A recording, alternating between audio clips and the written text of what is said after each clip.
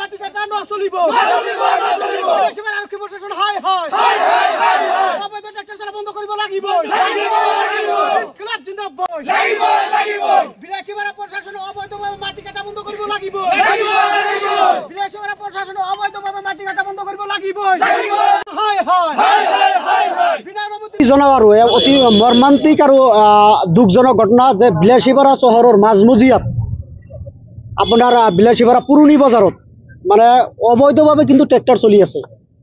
আমি ধুবুৰী জিলা ছাত্ৰ মুক্তি সংগ্ৰাম সমিতিয়ে বিভিন্ন সময়ত এই অবৈধভাৱে ট্ৰেক্টৰ চলি থকাৰ বিৰুদ্ধে কিন্তু আমি এছপাৰক পত্ৰ প্ৰদান কৰি আছোঁ, দাবী উত্থাপন কৰি আছোঁ যে বন্ধ কৰিব লাগে। কিন্তু আজি অনাকাংক্ষিতভাৱে অবৈধভাৱে ট্ৰেক্টৰ মাটি কাটি আছিল আৰু অবৈধভাৱে ট্ৰেক্টৰ চলি থকা অৱস্থাত মজিৰন খাতুন নামৰ এজন 6 বছৰীয়া শিশু কিন্তু ট্ৰেক্টৰৰ তলত পৰি মৃত্যুবৰণ কৰে। গতিকে ইয়াত দুৰ্ভাগ্যজনক কথা। আমি ধুবুৰী জিলা ছাত্ৰ মুক্তি সংগ্ৰাম সমিতিয়ে এই ঘটনাৰ আমি এক উচ্চ পৰ্যায়ৰ তদন্ত আমি দাবী উত্থাপন কৰিছোঁ আৰু লগতে দাবী উত্থাপন কৰিছোঁ যে যেহেতু বিলাসীপাৰাৰ মাজমজিয়াত ট্ৰেক্টৰ চলি থাকে, ইয়াৰ লগত আমাৰ সন্দেহ হয় বিলাসীপাৰা আৰক্ষী প্ৰশাসন আৰু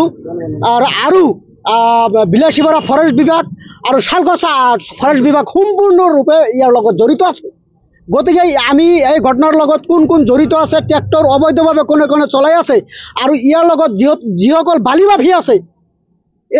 এইসকলক 24 ঘণ্টাৰ ভিতৰত যদি গ্ৰেপ্তাৰ নকৰে, যিজন চালকে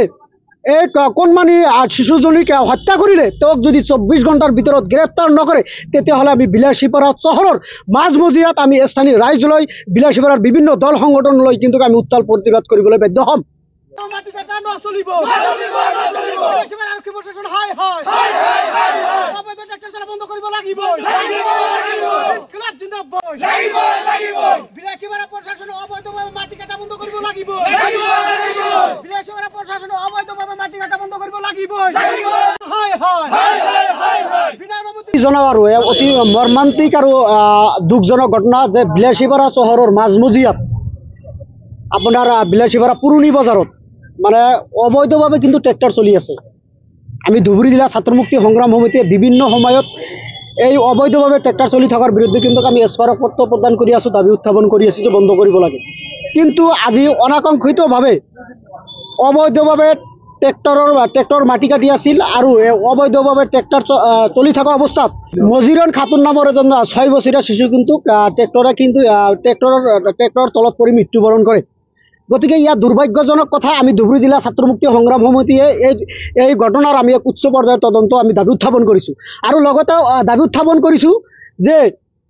যেহেতু বিলাসীপাৰাৰ মাজমজিয়াত ট্ৰেক্টৰ চলি থাকে, ইয়াৰ লগত আমাৰ সন্দেহ হয় বিলাসীপাৰা আৰক্ষী প্ৰশাসন আৰু বিলাসীপাৰা ফৰেষ্ট বিভাগ আৰু শালগছা ফৰেষ্ট বিভাগ সম্পূৰ্ণৰূপে ইয়াৰ লগত জড়িত আছে। গতিকে আমি এই ঘটনাৰ লগত কোন জড়িত আছে, ট্ৰেক্টৰ অবৈধভাৱে কোনে চলাই আছে আৰু ইয়াৰ লগত যিসকল বালি মাফিয়া আছে এইসকলক 24 ঘণ্টাৰ ভিতৰত যদি গ্ৰেপ্তাৰ নকৰে, যিজন চালকে এই কণমানি শিশুজনীক হত্যা কৰিলে তেওঁক যদি 24 ঘণ্টাৰ ভিতৰত গ্ৰেপ্তাৰ নকৰে, তেতিয়াহ'লে আমি বিলাসীপাৰা চহৰৰ মাজমজিয়াত আমি স্থানীয় ৰাইজ লৈ বিলাসীপাৰাৰ বিভিন্ন দল সংগঠন লৈ কিন্তু আমি উত্তাল প্ৰতিবাদ কৰিবলৈ বাধ্য হ'ম।